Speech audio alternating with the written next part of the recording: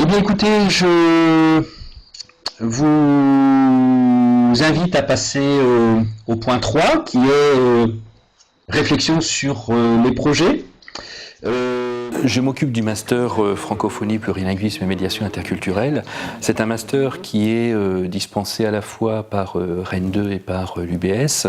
Rennes 2 ayant les étudiants en présentiel et l'UBS ayant les étudiants à distance. Dans le cadre de ce master, étant donné que les étudiants, certains sont en Bretagne, mais la plupart sont dans le reste de la France, voire à l'étranger, je suis amené à utiliser la classe virtuelle comme outil pédagogique principal.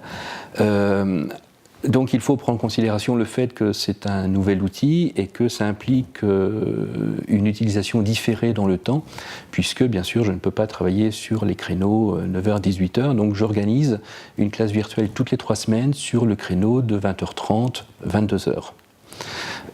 Donc les étudiants reçoivent une invitation, ils se connectent, ce qui peut nous permettre ensuite de faire la classe virtuelle dans de bonnes conditions. Il faut aussi accepter que la relation pédagogique évolue et que l'enseignant ne soit plus le seul maître à bord, puisqu'il y a nécessairement la présence de l'ingénieur pédagogique qui vient donner une orientation, qui vient donner des conseils techniques et pédagogiques.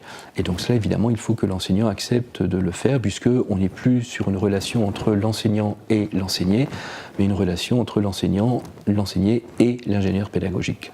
Pour moi, l'enseignement du futur va nécessairement évoluer.